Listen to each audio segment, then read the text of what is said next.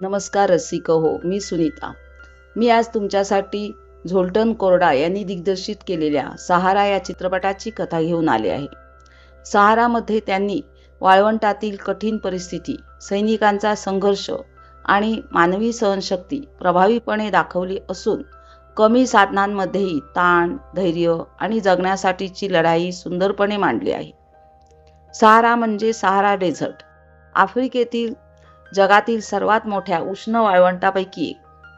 चित्रपटात हे वाळवंट केवळ पार्श्वभूमी नसून एक जिवंत शत्रू म्हणून दाखवले आहे. उष्णता, पाण्याची कमतरता आणि एकाकीपणा हेच इथे सर्वात मोठे संकट आहे. म्हणूनच सहारा हे शीर्षक संघर्ष, जगण्याची झुंज आणि मानवी धैर्य यांचे प्रभावी प्रतीक बनते. दुसऱ्या महायुद्धाच्या पार्श्वभूमीवर, विशेषतः नॉर्थ आफ्रिकन कॅम्पेन दरम्यान ही कथा घडते. सार्जंट जो गन आणि त्याचा टँक क्रू वाळवंटात हरवतो आणि त्यांना विविध देशातील जिवंत वाचलेले सैनिक भेटतात. हे सर्वजण पाण्याच्या शोधात भटकत असतात. ते थकलेले, जखमी आणि निराश झालेले असतात. एका ओसाड विहिरीवर त्यांचा जर्मन सैन्याशी सामना होतो. त्यानंतर पाण्यासाठी संघर्ष, अत्यल्प साधनांमध्ये जिवंत राहण्याची झुंज आणि शत्रूशी बुद्धी व धैर्याने लढा सुरू होतो. जो गन आपल्या छोट्या गटासह संख्या कमी असूनही शत्रूला ठामपणे रोखून धरतो. हा चित्रपट जगण्यासाठीची झुंज, टीमवर्क आणि मानवी धैर्य यांचा प्रभावी संगम साकारतो. वाळवंटात पाण्याचा प्रत्येक थेंब अमूल्य ठरतो आणि कठीण परिस्थितीतही माणूस जिवंत राहू शकतो हे दाखवले आहे. जो गनचे प्रेरणादायी नेतृत्व आणि विविध देशांच्या सैनिकांमधील एकता ठळकपणे दिसून येते. चित्रपट युद्धाचे कडवे वास्तव, थकवा, भीती, त्याग आणि मृत्यू प्रामाणिकपणे मांडत माणूस विरुद्ध निसर्ग या संघर्षालाही प्रभावीपणे उभा करतो. झोल्टन कोरडा यांचे दिग्दर्शन साधे पण अत्यंत प्रभावी आहे. ते वास्तववादी शैलीचा वापर करतात. त्यामुळे चित्रपटातील प्रत्येक ॲक्शन सीन आणि दृश्य अधिक जिवंत व परिणामकारक वाटते. त्यांच्या दिग्दर्शनाची खासियत म्हणजे संवादावर अवलंबून न राहता कॅमेरा, ॲक्शन आणि वातावरणाच्या माध्यमातून कथा सांगणे.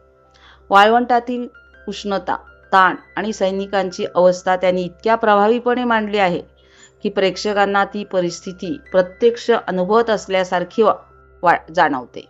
हम्फ्री बोगार्ट नेहमीप्रमाणेच उत्कृष्ट आणि कठोर भूमिकेत दिसतात. त्यांनी साकारलेला सार्जंट जो गन सुरुवातीला साधा सैनिक वाटतो, पण कथानक पुढे सरकत असताना तो शांत, ठाम आणि आत्मविश्वासू नेता म्हणून उभा राहतो. त्याच्या संयमित नेतृत्व गुणामुळे आणि नैसर्गिक अभिनयामुळे ही भूमिका अत्यंत विश्वासार्ह बनते. तो पाण्याचे काटेकोर रेशनिंग करूनही एक थेंबही वाया जाऊ देत नाही. तसेच जर्मन सैनिकांशी पाण्याच्या बदल्यात शस्त्रांची सौदेबाजी करतो. बोगार्ट यांनी अति अभिनय टाळून साधा, नैसर्गिक अभिनय केला आहे. त्यामुळे ही भूमिका अत्यंत प्रभावी आणि लक्षात राहणारी बनते. वाळवंटाची विशालता, उष्णता आणि एकाकीपणा अत्यंत सुंदरपणे टिपला गेला आहे.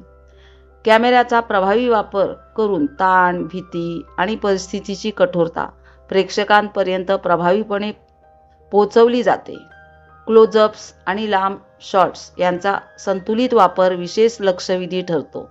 त्यामुळे पात्रांच्या भावनांपासून ते वाळवंटाच्या अफाट विस्तारापर्यंत सर्व काही प्रभावीपणे दिसून येते. कथा साधी असली तरी ती घट्ट बांधलेली आहे. या चित्रपटाचे काळे-पांढरे छायाचित्रण वाळवंटाचे कठोर सौंदर्य आणि तीव्र वातावरण जिवंत करते. वाळू वादळे, प्रखर ऊन आणि युद्धदृश्ये वास्तवदर्शी वाटावीत यासाठी त्याचा वाटा मोठा आहे. संवादही प्रभावी आणि वास्तववादी असून ते पात्रांच्या भावना आणि परिस्थिती स्पष्ट करतात. कथानक हळूहळू उलगडत जाते आणि शेवटपर्यंत ताण कायम ठेवतो. चित्रपट स्वच्छ आणि सरळ आहे आणि अमेरिकन सैनिकांना नैतिकदृष्ट्या आदर्श नायक म्हणून दाखवतो. हा एक हिरो फिल्म असल्यामुळे यात गुंतागुंतीचे नैतिक प्रश्न कमी असून प्रेरणादायी नेतृत्व आणि धैर्य ह्यांवर भर दिला आहे. विशेष म्हणजे चित्रपटात एकही महिला पात्र नाही.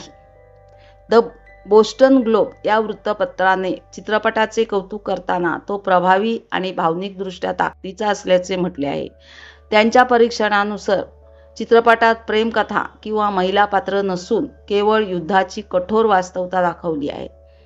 सर्वात भावनिक प्रसंगापैकी एक म्हणजे इटालियन कैदी सार्जंट गनकडे आपले प्राण वाचवण्याची विनंती करतो, जो प्रेक्षकांच्या मनावर खोल प्रभाव टाकतो. अशा आणखी कथा पाहण्यासाठी चॅनलला सबस्क्राईब करा आणि व्हिडिओ आवडला असेल तर लाईक नक्की करा. पुन्हा तुमच्या भेटीला येत आहे. नमस्कार.